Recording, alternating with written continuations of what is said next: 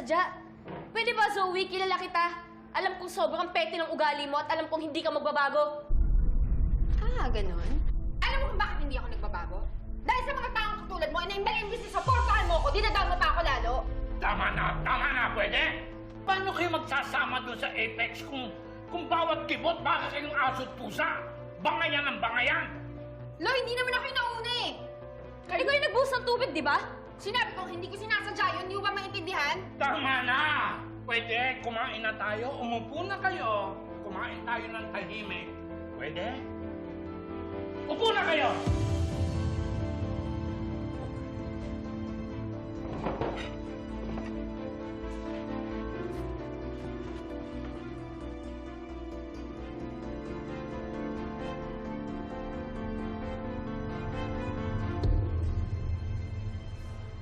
We'll start the meeting in a while.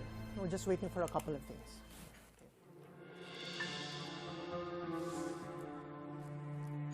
I knew it! Ngayon ang meeting nyo ng mga department heads? Anong ginagawa mo dito, Moira? Bakit, Ray? May masama ba?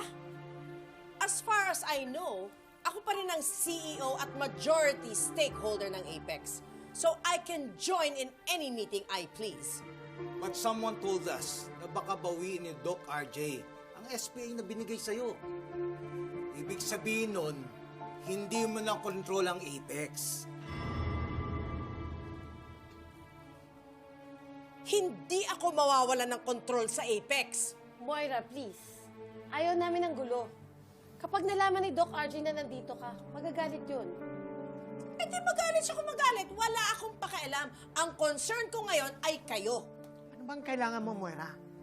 We're all busy here, oh. Marami kami pinag-uusapan. Ray, kailangan kong malaman kung sino ba talaga dito sa inyo ang loyal sa akin. Sino sa inyo ang susuporta sa akin hanggang dulo?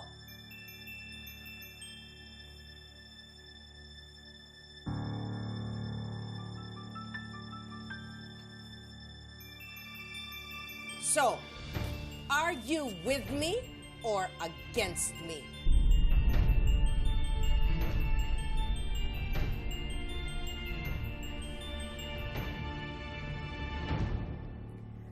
I'm sorry, Moira. Hindi kita masusuportahan. Ray, ang tagal na nating magkakilala. Napaka-traitor mo talaga! I'm sorry na rin, Moira. Ayoko nang suporta ng taong nag-cause ng aksidente ng isang tao. Eh, hindi ko naman sinasadya yun eh! I will not support you, Moira. Ikaw ang sumisira sa image ng Apex. Ako nga ang nagpapaganda sa imahe ng Apex eh. I'm sorry, Moira, pero hindi na kita matutulungan. What? Magkaibigan tayo eh. I'm sorry, Moira. I will not support you. Sorry, Moira. I'm so sorry, Moira. Mga traitor kayo!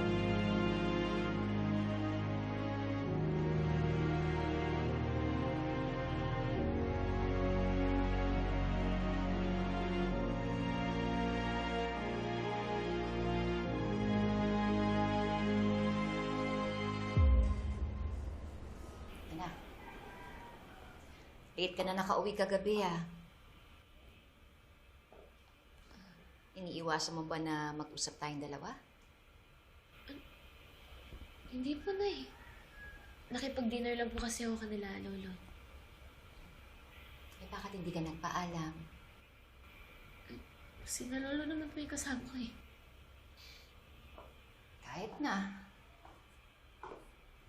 Gaano ba kahirap magpaalam? Gaano kahirap ba humingi ng sorry? Sorry po, Nay, pero hindi ko po kayo maintindihan.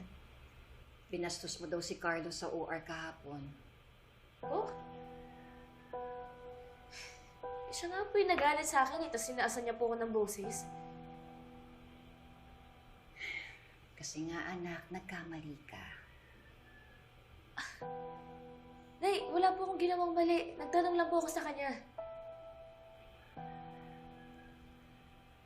Ang sabi niya kasi sa akin, wala ka daw sa focus. Eh, syempre, ayaw naman niya i-risk yung buhay ng pasyente. Inay, wala naman po akong ginagawang mali eh. Ewan ko po ba doon, ba't parang biglang nagbago po yung ugali niya? Parang ang bilis niya po magalit sa akin. Ang sa tingin ko po, may problema siya sa akin, kaya po ang bilis niya magalit sa akin, tapos tinataasan niya pa po yung boses niya sa akin. Anak, sa tingin ko, kayong dalawang may problema. Ikaw ayaw mo tanggapin yung pagkakamali mo. Kaya, naghahanap ka ng mga rason para ma-justify mo yung mga ginawa mo. Nay, wala nga po akong ginagawang mali. Anak, pwede ba tama na? Marami nang nagawa si Carlos para sa pamilya natin. Kaya kung ako sa'yo, puntahan mo siya, humingi ka ng sorry.